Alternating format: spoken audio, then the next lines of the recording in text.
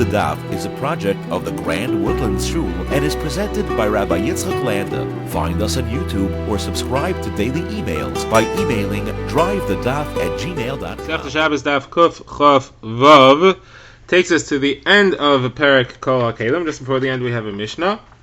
And then we start Perek Mefanim, which is a new subject. So the first part of Daf is discussing putting a window shutter back into the window or a peg into the floor to lock a door. And the problem in all these cases is when is it considered to be adding on to a existing building, and therefore is the malacha of Boine on Shabbos Midraisa or Midrabanan.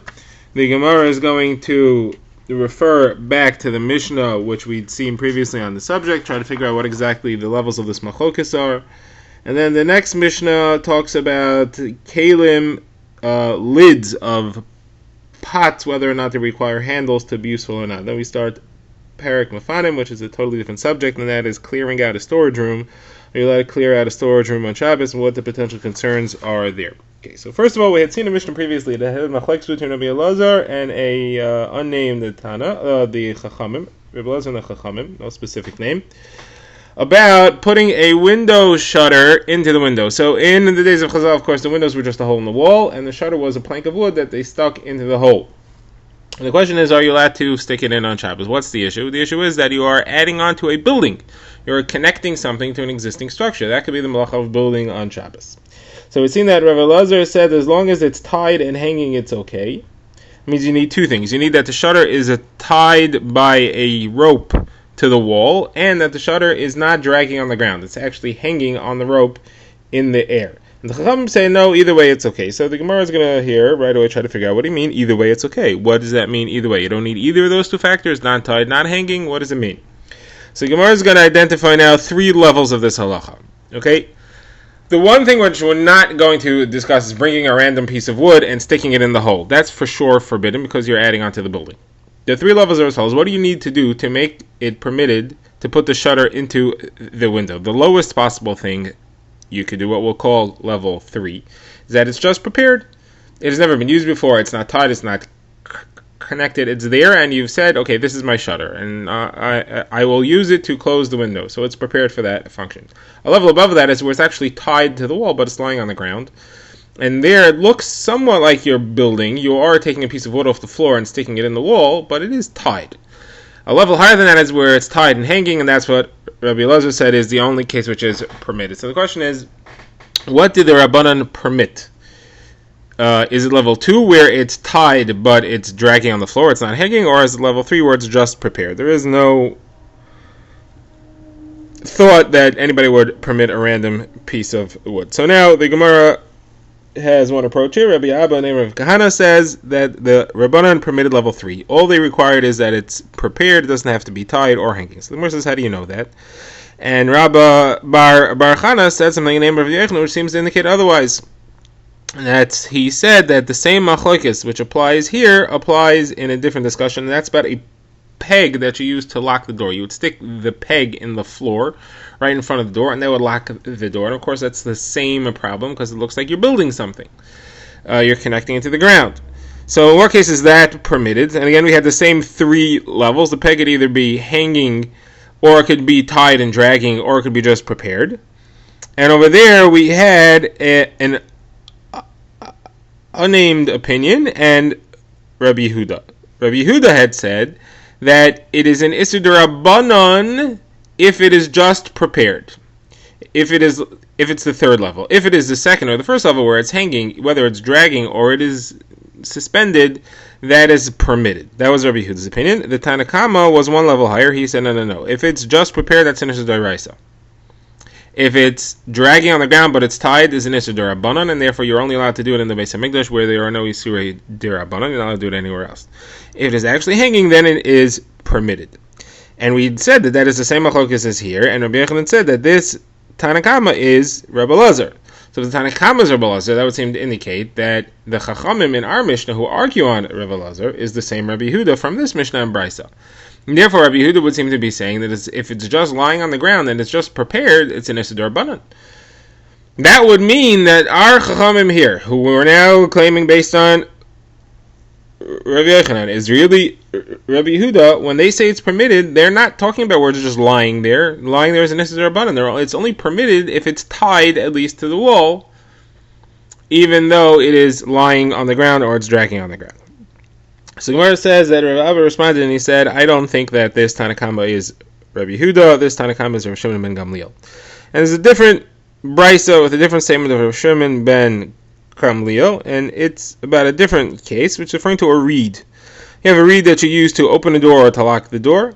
So again, we have a machlokes. The Tanakama says it has to be tied and hanging, the highest level. Rav Shimon ben Gamliel says no, it just has to be prepared, the lowest level, and that is Rav Shimon. That Rav Shimon ben Gamliel is the Chachamim in our Mishnah over here with the window shutter, and that's why I'm saying that this Chachamim's opinion is that it's completely mutter, even if it's just prepared. It doesn't have to be tied or connected in any way. Okay, now the Gemara wants to know what's the halacha. And so we will have two different psakim by two different Amoraim. The first one is Rav Yechanan, quoted by Rav Yehuda Bar Shila, named Rav Asi. Rav Yechanan says, halacha is like Rav Shimon ben Gamliel, that is enough if it's just prepared, and it was specifically referring to the case of the reed, but in all other cases as well. So the Gemara says, how could you tell me that that's what Rav Yechanan holds? He passes like Rav Shimon ben Gamliel. That can't be. There's a Mishnah, which we're going to quote very soon, which says that you're only allowed to use a kli, it's not muktzah, if it has tiras kli on it. It has a designed, stated, obvious function. It has a certain shape which makes it functional. This reed is not functional.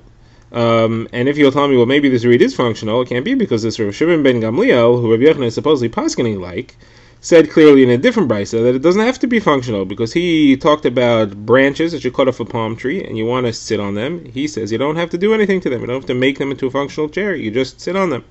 You don't have to tie them up or anything. So you see, Rav Shimon ben Gamliel holds it doesn't have to be functional, and Rav Yechanan Paskin said it does have to be functional. So how could you tell me that Rav Yechanan Paskin is like Rav Shimon ben Gamliel? So the Gemara says, because very simple, Rav Yechanan argues with one aspect of Rav Shimon ben Gamliel, and he agrees with a different one. He Paskins like Rav Shimon ben Gamliel as far as making it not be considered building. Building, it's not, because it just has to be prepared. It doesn't have to be attached. Muktzah is a different issue. It could be muktzah, and if it's not toiras kli, if it doesn't look like a kli or a useful object, then it is muktzah. This is referring to where it has to be a useful, functional object. Now, as Machlokes Rashi and Rabbeinu Tam here, according to Rashi, it has to be useful for a different thing. It has to have some other obvious use, so that it's not muktzah at all in any circumstance. According to Rabbeinu Tam, this usefulness, the fact that it's a reed which you could use to open your door or lock the door, that makes it useful and functional in and of itself. Okay, anyway, that was Rabbi Yechanan's psak. Now the Gemara notes that Rabbi Yitzchak Nafka didn't paskin that way. He paskin like Rabbi Eliezer. Rabbi Eliezer, we saw, said it has to be tied and hanging. So Gemara says, Rabbi Yitzchak Nafka paskin like Rabbi Eliezer. What do you mean? But they have a brisa at the end of the Masechta, which quotes a story with two Tanoim, Rav Tzadik's father and Abba Shaul ben Vitanis, and over there the brisa says that we learn from here that you're allowed to stick anything into the hole of the wall to close up the window. You don't need a shutter that's hanging from the wall.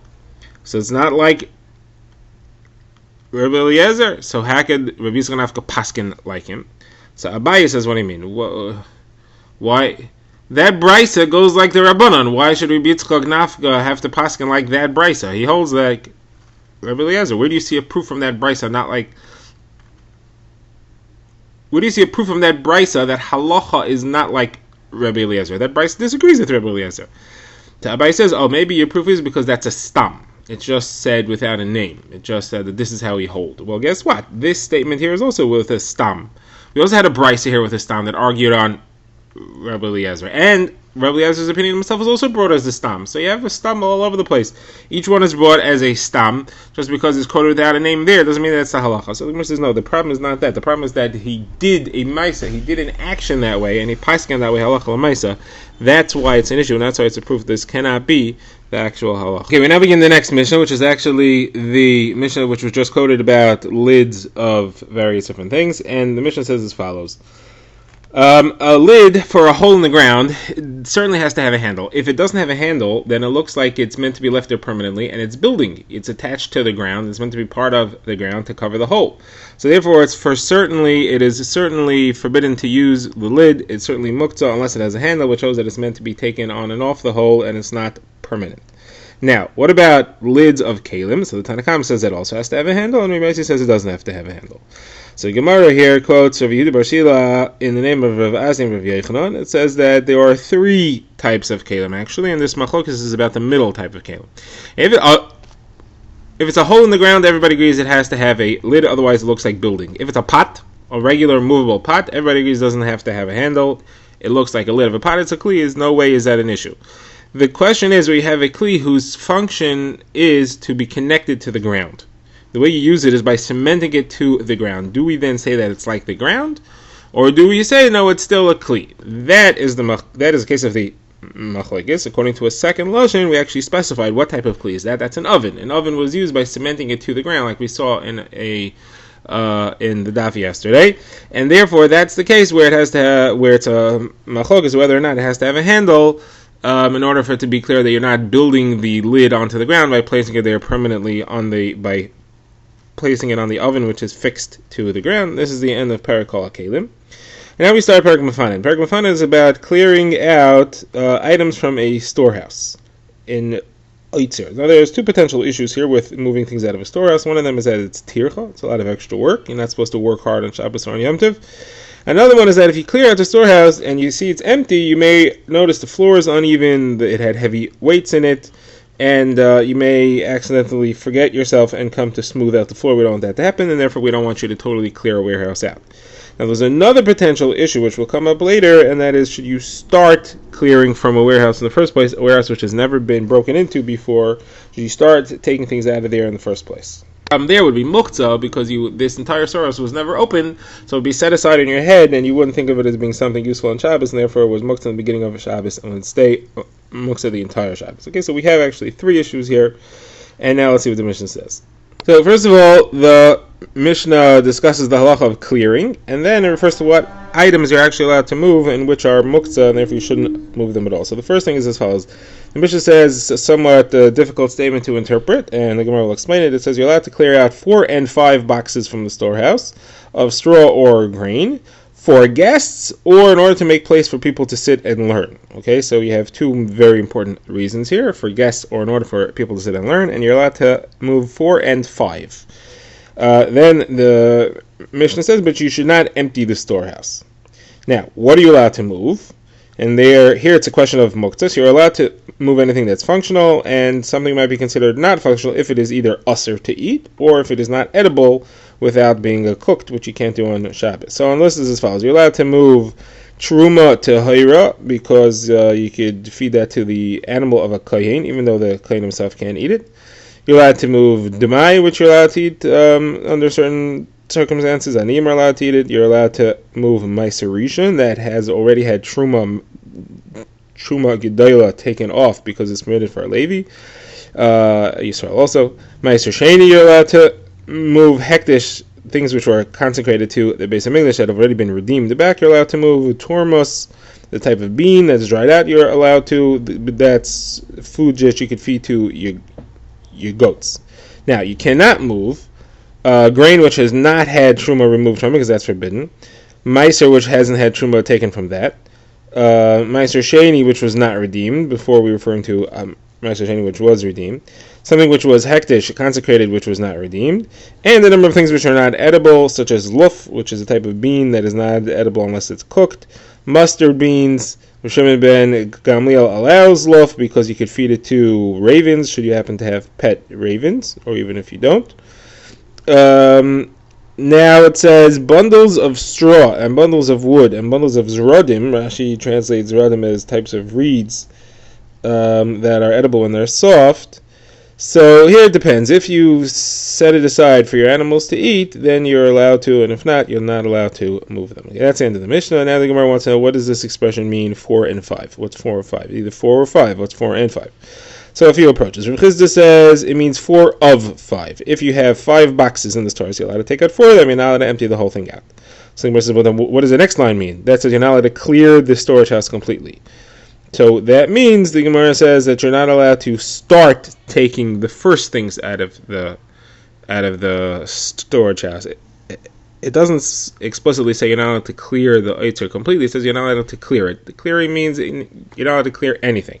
You're not allowed to remove anything from it if it's the first thing, if it hasn't been touched yet, and the reason is because it's muktzah, and this is the opinion of Rabbi Yehuda, who holds of the concept of muktzah. Anything which you set aside in the beginning of Shabbos you don't want to use is muktzah the entire Shabbos. Now, the other approach is Shmuel, and he says, no, 4 and 5 is just how people speak. It means a few. Not a lot, not too many, not too few, 4 or 5. And then when it says you're not allowed to clear the Eitzer, it means you're not allowed to clear everything out. And again, the issue is because you may come to smooth the floor because you find that the floor is rough. And there's no problem of taking things out of the storehouse in the first place, even if you never opened the storehouse before, because you hold like Rabbi Shimon, who says that muktzah of that nature is not a problem. You don't set things aside. Okay, that takes us to the end of Daf Kuf Chavav. Shall continue with Drive the Daf is a project of the Grand Woodlands Shul and is presented by Rabbi Yitzchak Landa. Find us on YouTube or subscribe to daily emails by emailing drivethedaf@gmail.com.